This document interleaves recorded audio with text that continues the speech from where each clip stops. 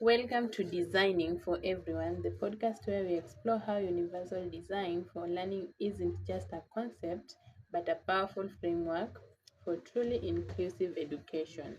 I'm Immaculate, your host, and today I'm thrilled to be joined by two incredible educators who are also TV trainers who are making UDL a reality in their classrooms every single day. We have Mr. George, a TV trainer, and Mr. Gordon, also a TVET trainer. Welcome both. And to our listeners, we welcome you to walk with us through all this up to the end. Yes.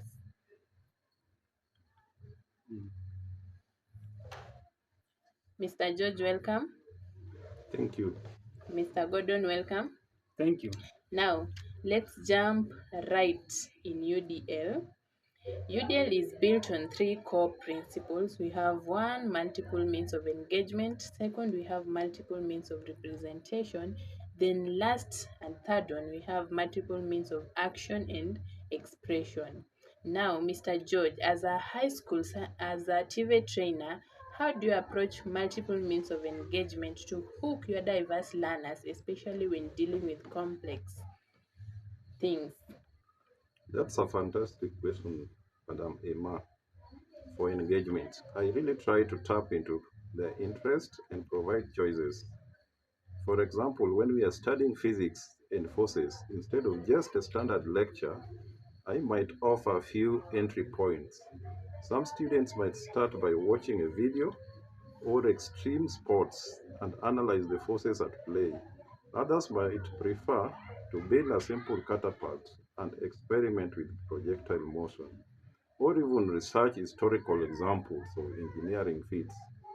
The goal is to let them choose how they first connect with the material, fostering that intrinsic motivation. Okay, thank you, Madam Immaculate. And it is not just about what they do, it is also why it matters to them.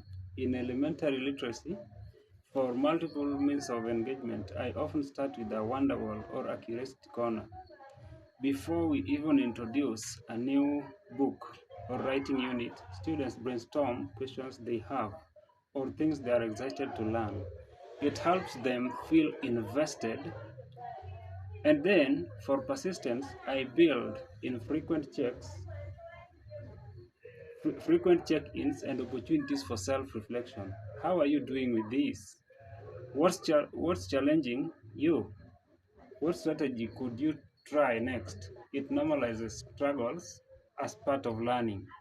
Wow, I love that idea of a wonder wall. Now, Mr. Gordon, it really gets to the why of learning. Now moving to multiple means of representation. What is about providing information in varied ways? Now, Mr. George, in science, where visuals and abstract concepts are huge, how do you ensure that all your students can access the contents? Yes, Madam Emma, thank you for that. It's crucial for representation. I never rely on just one mode. If I am explaining a complex diagram, I'll have the visual on the board, but I also narrate it, provide a written transcript or key vocabulary list, and often link to a simulation or a short animation that breaks down the process dynamically.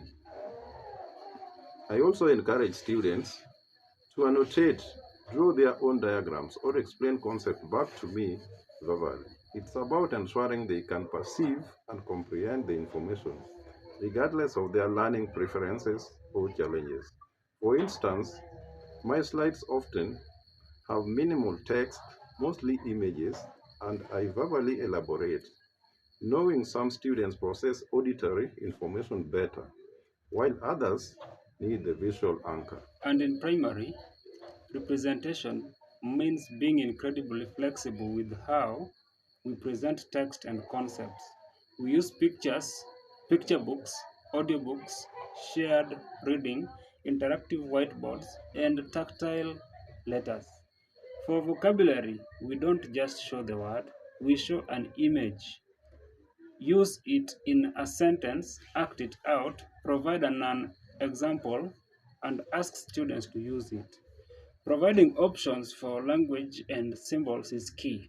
And for comprehension, instead of just asking what happened in the story, we might use graphic organizers, have them retell it in a partner, or even draw a comic strip of the main event. Wow, I love your idea, and those are very fantastic practical examples. It's clear how both of you are proactively anticipating learner variability.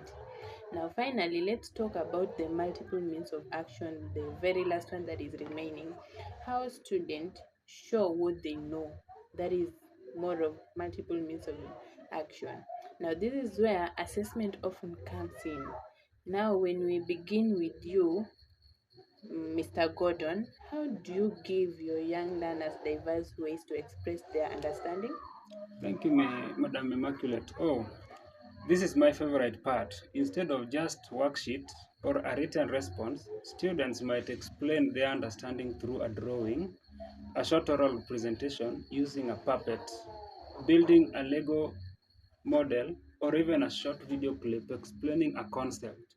For writing, I might give options for digital tools, dictation, or even using sentence stems.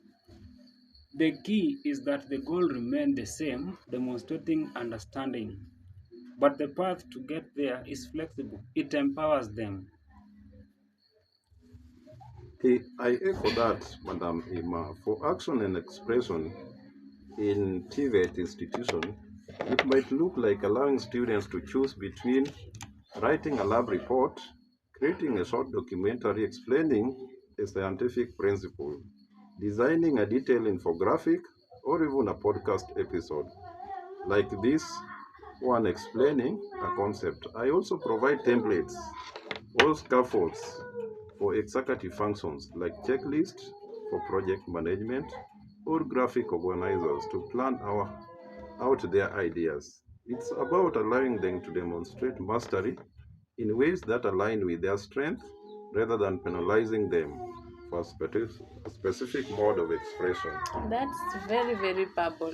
Now, what's one common misconception about UDL that you both encounter and how do you address it? Now, let's begin with you, Mr. George. Yes, the biggest one is that UDL is dumbing down the curriculum or giving everyone a pass.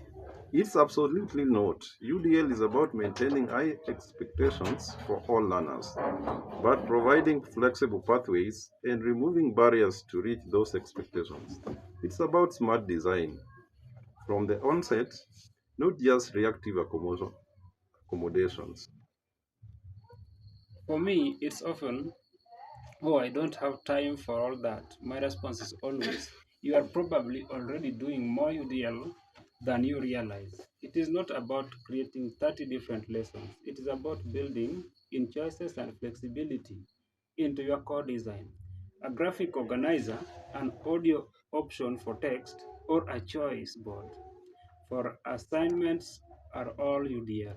It streamlines your planning in the long run because you are designing for everyone upfront.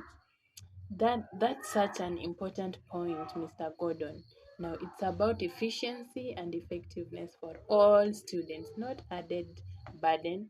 Thank you both so much for sharing your insights and practical strategies.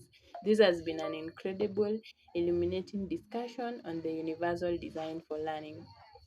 Thank you for hosting us Thank today. you for hosting us. No, thank you. That's all for the episode of Designing for Everyone. Now, join us next time as we delve into more strategies for inclusive and effective learning environments. Until then, keep designing for every learner. Thank you to our listeners. Until next time, bye bye.